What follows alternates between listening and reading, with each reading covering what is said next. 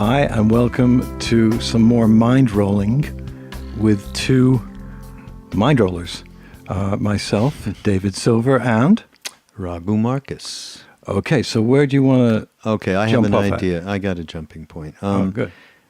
I mean, we've been talking about consciousness and music a lot. Yeah, some psychedelics got thrown in there, but I guess that's our three, the Father, the Son, and the Holy Ghost, huh? Right. So I think that I, of course, know of your experience, which is very direct with this particular human being. Right. But the intersection of, here we go again, that intersection thing, huh? The intersection of music and spirituality or consciousness really came to the fore for you with Bob Marley. Absolutely. And very fortuitously, actually, because I got involved with Bob without any volition. I mean, I loved Bob Marley's music, and reggae music in particular. But again, once you let go somehow in life, you don't have any career to speak of, and you might as well give up, something sometimes happens whereby you fall into things that you can't even believe. It's like a dream. And that was with Bob Marley. I'd done a few reggae, I directed some reggae concerts in 1975. And one was with Peter Tosh, who was in the Wailers at the Beacon Theatre in New York. And his band was the ultimate band. It was him and Sly Dunbar, Robbie Shakespeare, Donald Kinsey, Al Anderson, who were the primo reggae musicians outside of of Bob Marley's Wailers. And it was good. It was great. We shot it. We had no money, but we did a good job. And Columbia Records paid for it. It was the first reggae thing anybody had ever paid for. I was really happy about that. I got a phone call sometime later from a guy called Don Taylor, who was Bob Marley's manager. And he was very, very aggressive and insulting and said, I don't understand why you would do Peter Tosh. You basically, he's a number two thing. Why you're not working with Bob Marley, And I understood that nobody was putting money into shooting these geniuses. So I was, of course, can I work with Bob? Yeah, we want you to do that. We don't want Peter to have a film, and no, that's what it was like. So I went to shoot an actual film, using 16mm cameras, 3 of them, at National Heroes Stadium in Kingston, Jamaica. In the 4 hours before the concert, he was way up hiding in the mountains because 2 days previously, 4 or 5 guys jumped into his room and his house in Hope Road in Kingston and started randomly firing machine gun bullets all over the room. Shot Bob in the side, shot Don Taylor, the manager, 5 times, shot Rita Marley, I think, in the head somehow. Nobody died, but a lot of people got hurt.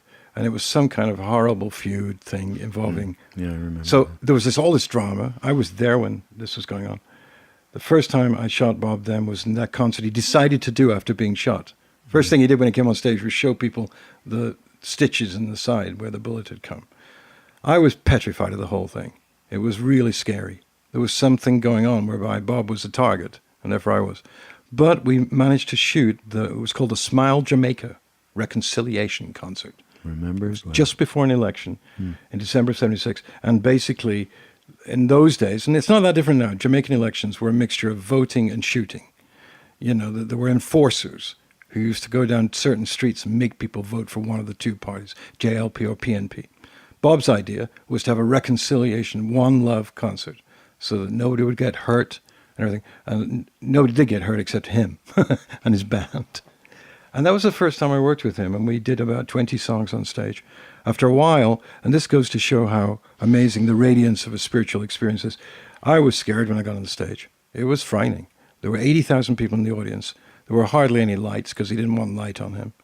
And we got on, we ran on there. Half the Wailers were there, half the band didn't come.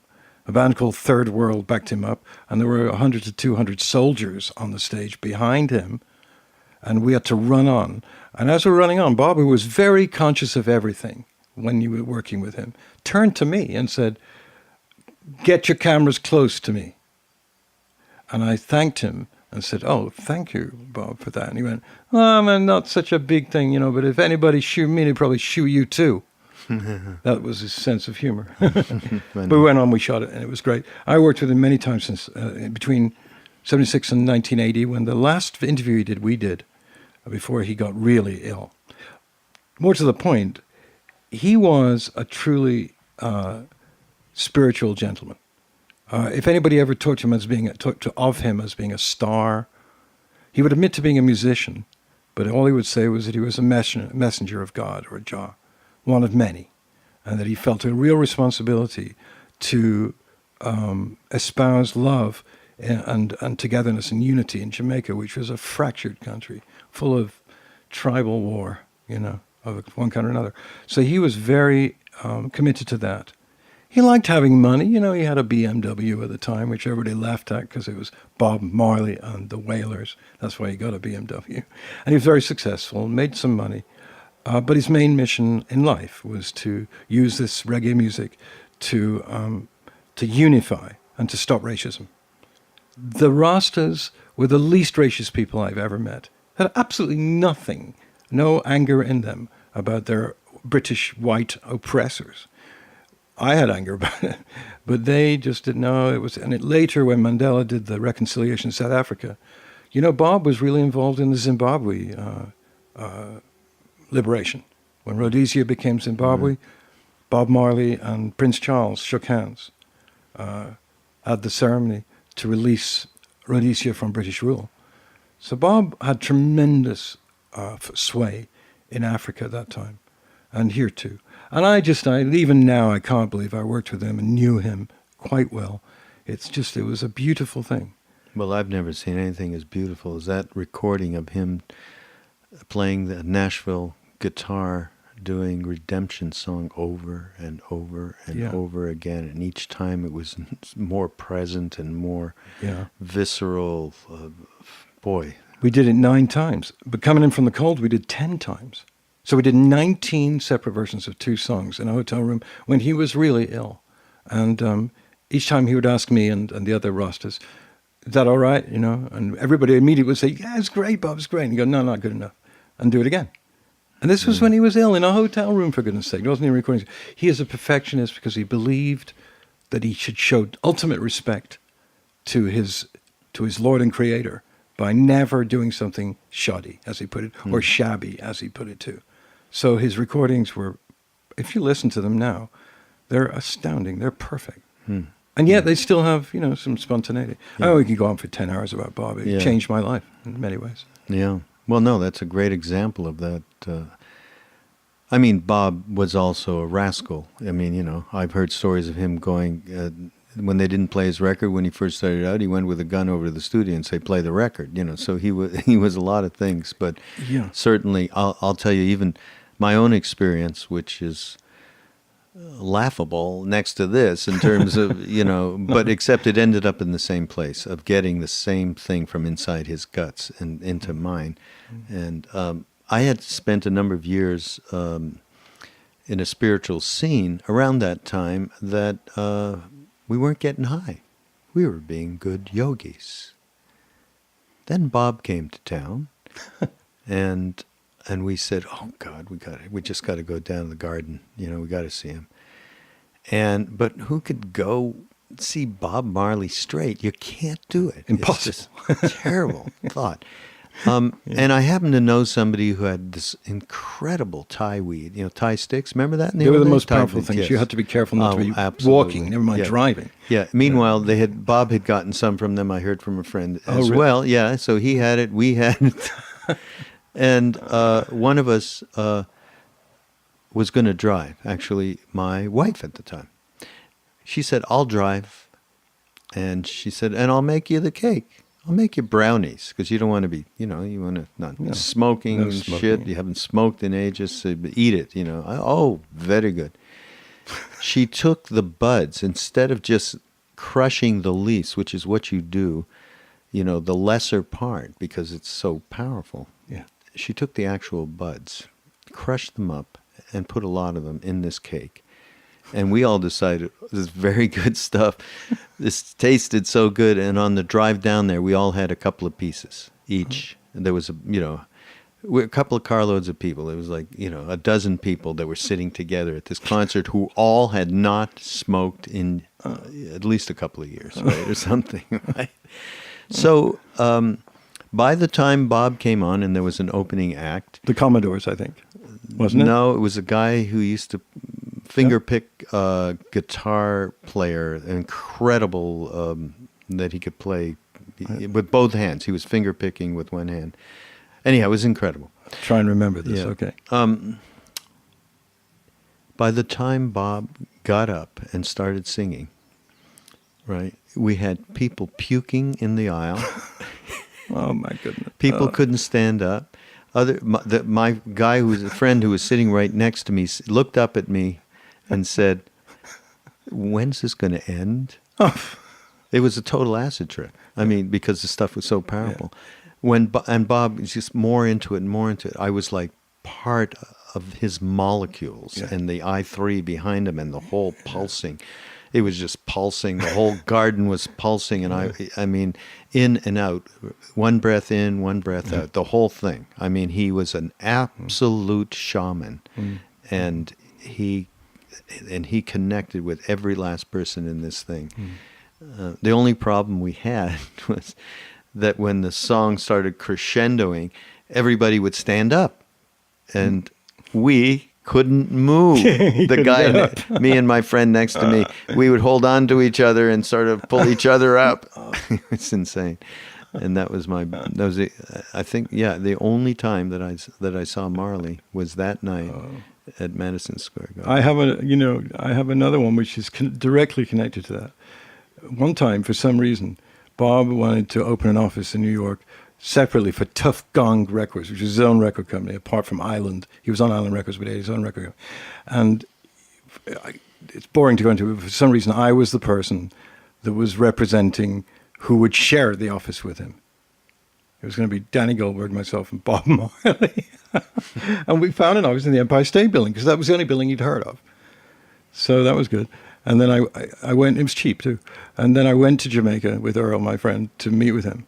So we get to Hope Road, Kingston, which is where his house was, and arrive in the taxi and get out, and he's sitting on the stoop. It wasn't the stoop of the actual house, it was a courtyard outside the house, and there was like gates, and he was sitting on those gates on the stoop with some other rastas. So I walk in, and he greeted me, and I didn't quite know what to do, to go into the house or to stay there.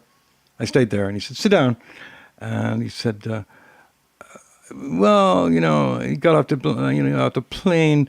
I built a spliff, man, and build a real nice spliff for you, man. And I thought, I died, gone to heaven. Bob Marley is building me a joint to smoke with him. So I was all like, euphoric.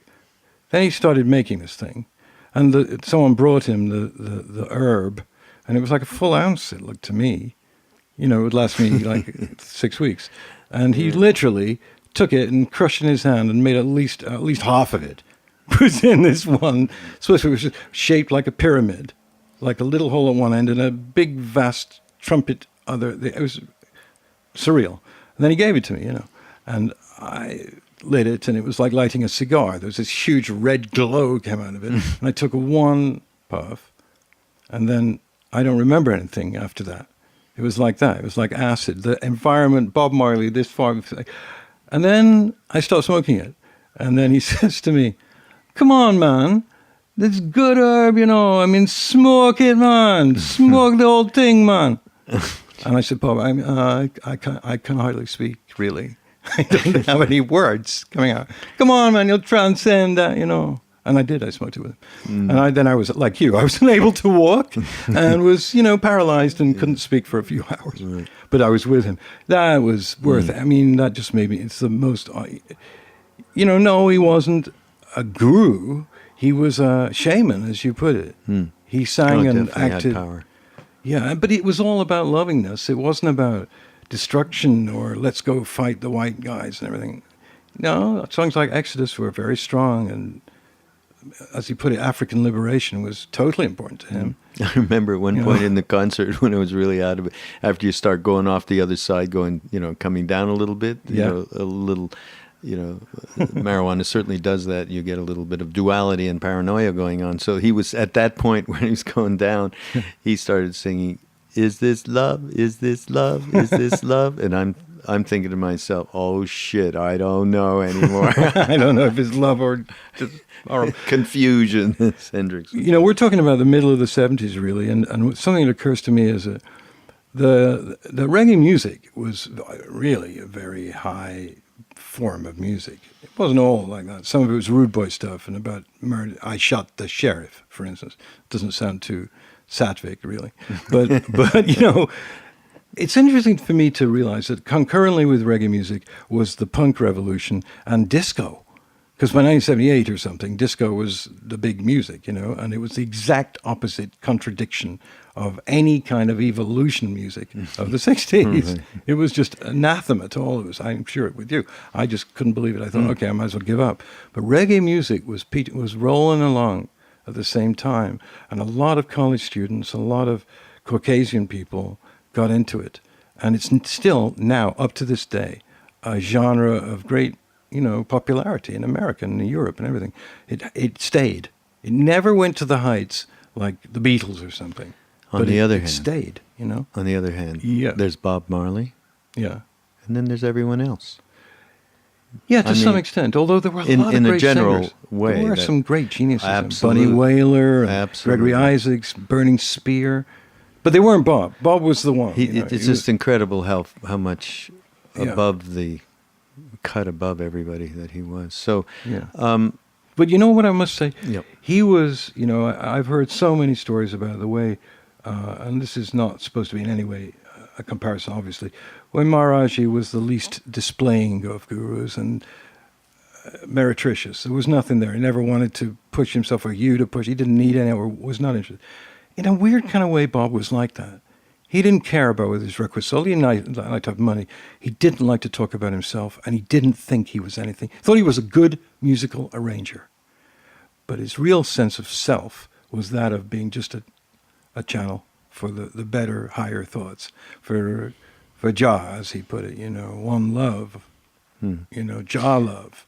That's what he was about. But he had an ego, but it wasn't in any way oppressive to you when you were with him. I was just this person with him. He was surrounded by photographers and sycophants, and but you could tell that he was just that wasn't his life. He was a true messenger, shaman, as you put it. It's a shame. but just to make some clarity, Bob had a sense of himself that was more connected to his soul than who he was as a famous person, and that is an enormous accomplishment for someone who gets fawned on like he did. Yeah. But I don't. As far as Maharaji is concerned, there's no sense of self. No, someone else. Wait, yeah, no, it's a whole different. That's not that's, Totally that's, different. Yeah. But it did signal to me that again, the music was still there, and it was for all of us the great gift. And I can't speak after that. Bob died in May of 1981, and there's still great reggae music and everything, but there's nothing like it. It's almost as if we're only allowed a small, rare number of spiritual guides in the world of showbiz music. Right. It's not. Right. There aren't No, I many- mean, there's there not. aren't thousands He's of them. rare. There's absolutely, but very fortunate that you were able to have that experience, which informed a lot of the work that you continue to do, and for that matter, myself. Even more than me, because you did so much work. Roger did a lot of work with world music and trance music and Kirtan music, which was starting to develop your ability to collate it and find it at the highest level, the most quality, from Ali Akbar Khan to to everybody. That was beginning to percolate at that time, wasn't it? I mean, it was percolating at that time, but it started in that period in India, and now we're banding about names and people, and we're maybe not giving great references, and even when we speak of Nimkaroli Baba Maharaji, maybe we're assuming too much, and even when we're speaking of Ram Dass, but I think we've given a pretty accurate reading. Ram Dass came out of Richard Alpert, and Tim Leary, and went to India and got transformed. So I think we've explained that, and his guru is this what's called in India accomplished being. a being that is not living within any boundaries of time and space, but yet still is in a physical body, is a very special being. And there was a number of them in the last century, and some of us were fortunate enough to meet that being. But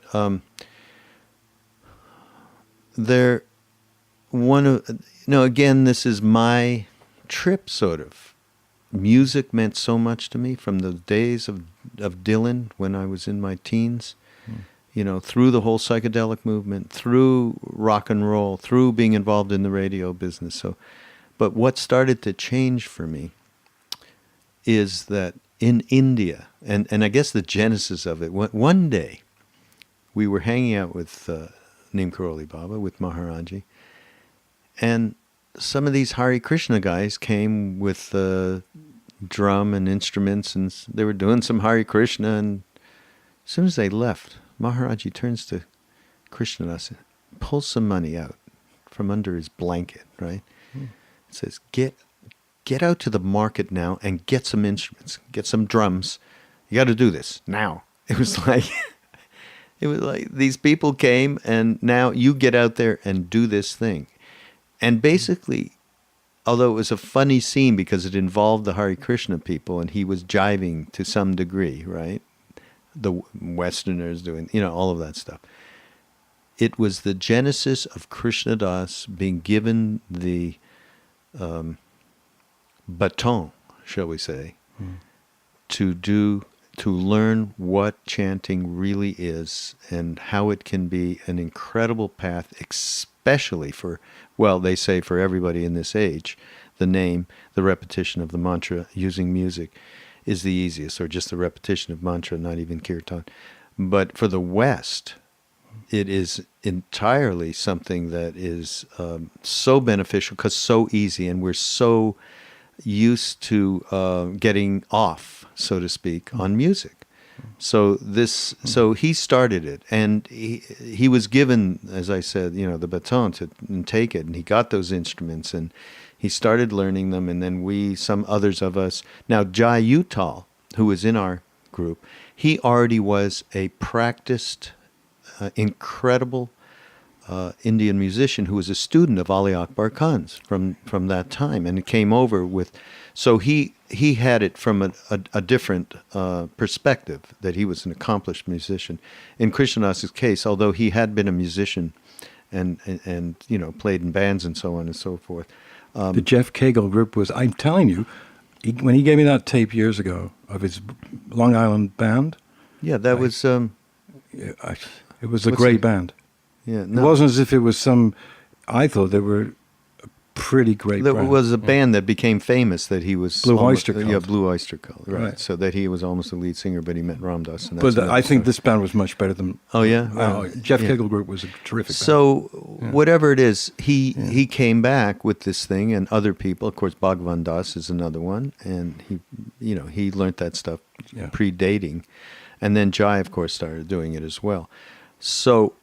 And I did it as well, and I did, play with Krishnadas. We would sing together just for ourselves. It was nothing. It was many, many years later when he and I had the record company Triloka that we actually started to think of doing it in a way that could be presented to the public. At least he did, and but at that time, we were all just doing it, in our houses and so on and so forth, and learning more and more, graduating from 2-string instruments called the nektara to harmoniums and so on. And some of us had, taken piano lessons. So that was a huge, another transformation of using music that was beloved. Now, I went to 8 billion, Springsteen concerts at that time as well. It wasn't like one thing was given up for another, but this was certainly integrated. And in Krishnadas's side of things, he started using Western chord changes that had, real chorusy, poppy kind of feel to them, as he started many years later we were copying melodies from India and then kind of changing them so they, because we were Westerners, so so that started to get receptivity.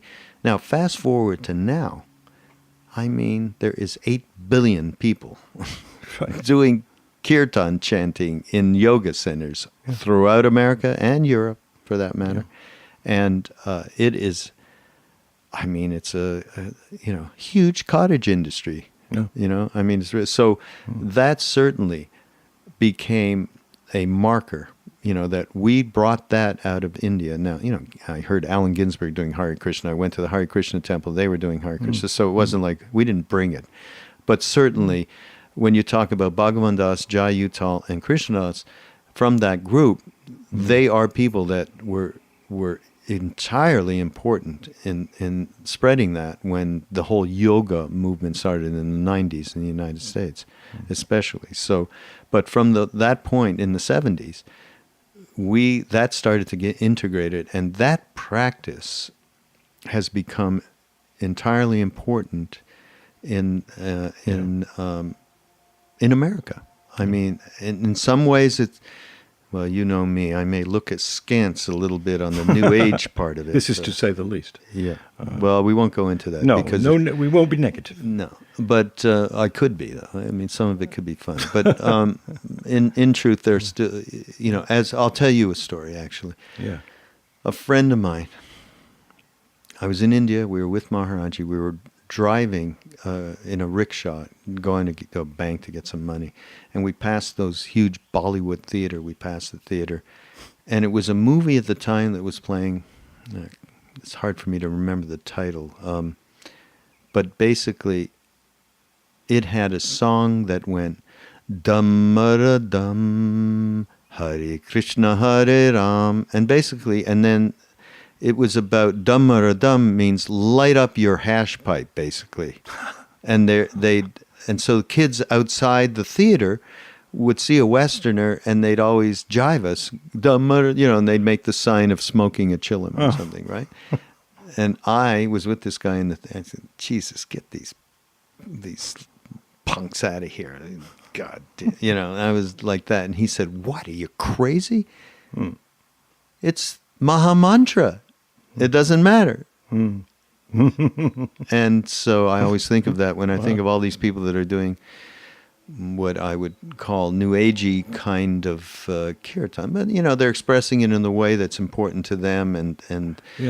But I will, again, proselytize a little bit here that, between Krishna Das and Jai, you're talking about people who are doing it for the right reasons. They are doing it for their practice. They are not doing it to entertain people. And yes, the idea is you get a little bored in some of these things. The repetition, the trance, that does happen. So back to the point here, this was elemental for the growing learning of practices to be able to straighten us out. And that were useful to us in America. So certainly, I mean, you encountered it as well.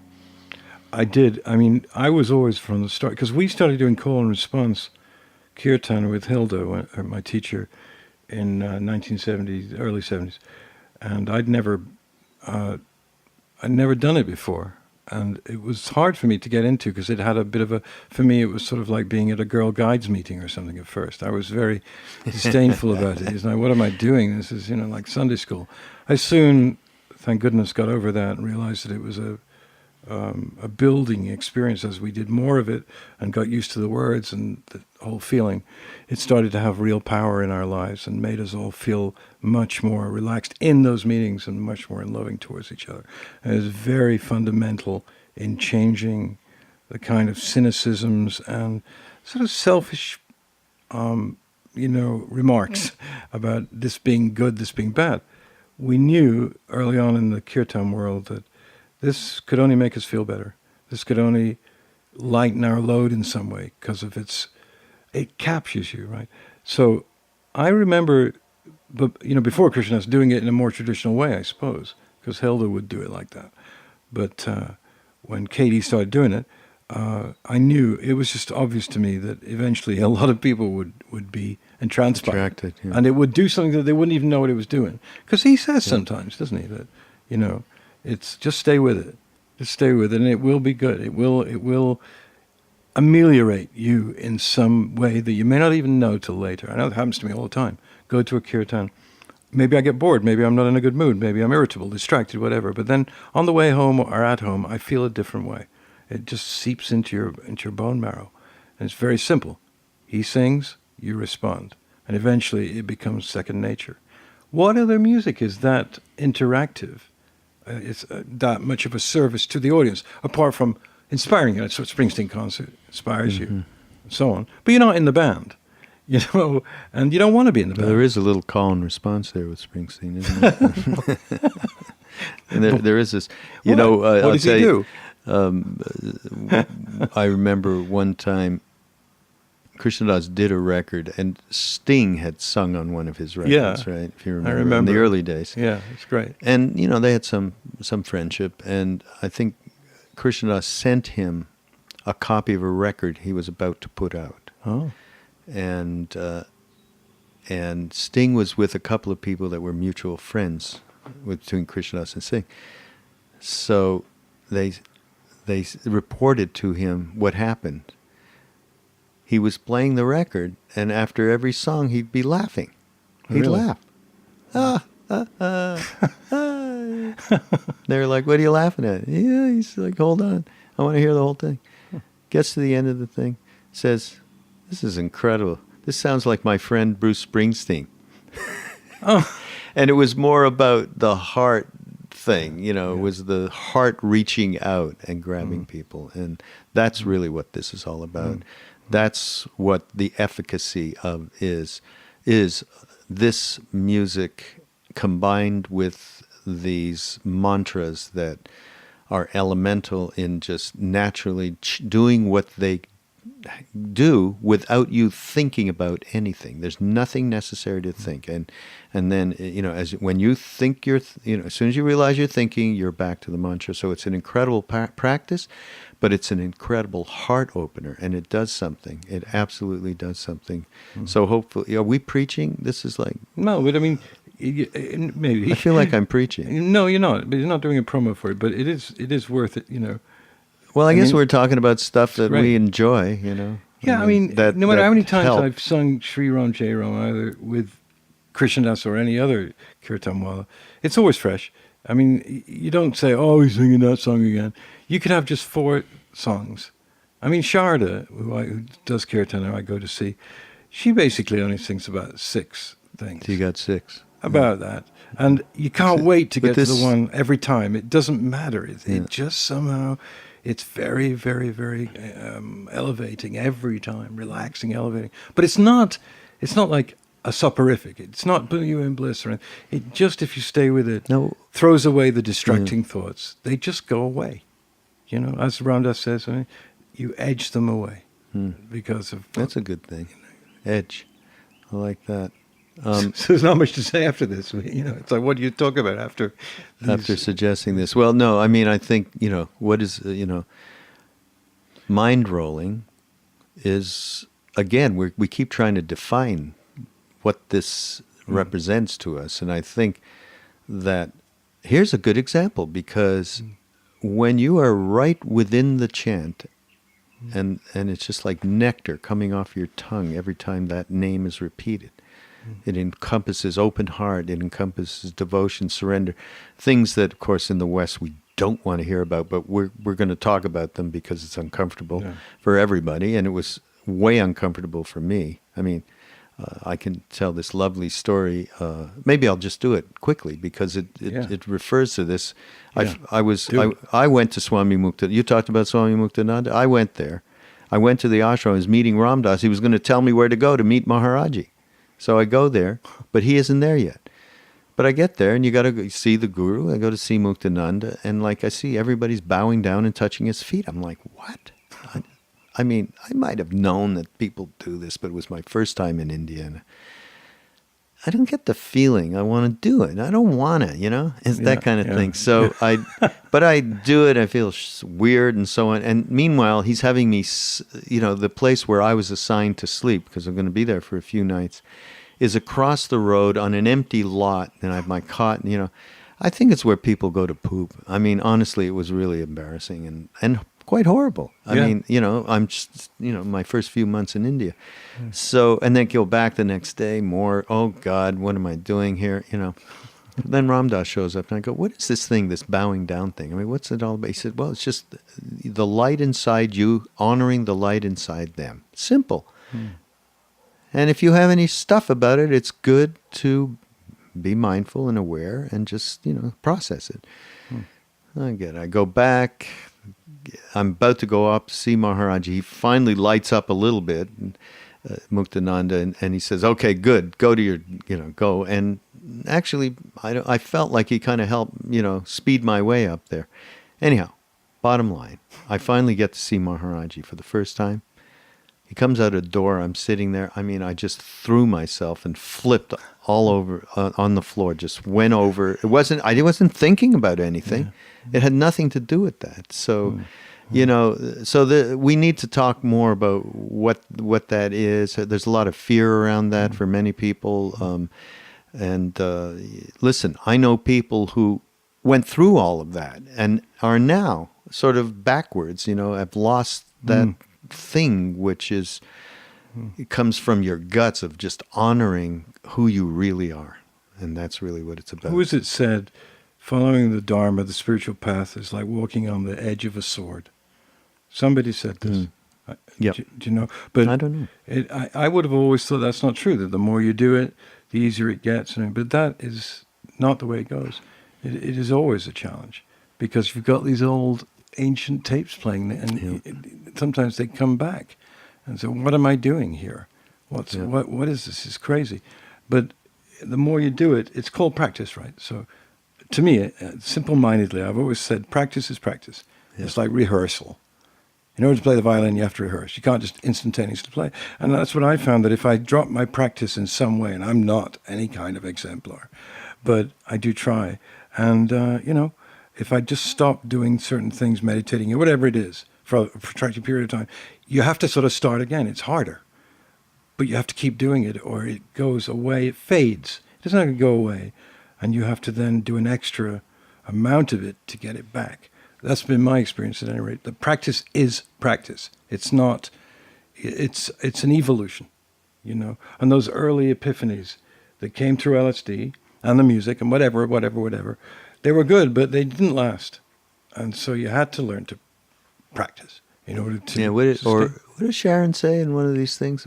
You tell me you have to learn how to get used to it? Yeah, that was one of the original Buddhist sort of interpretations of practice. It's getting used to it. So as you do it more and more and more, it becomes more a natural thing to do, and it becomes less the strange thing and more the central thing. Natural, yeah. But it is a process of getting used to it, and it takes time.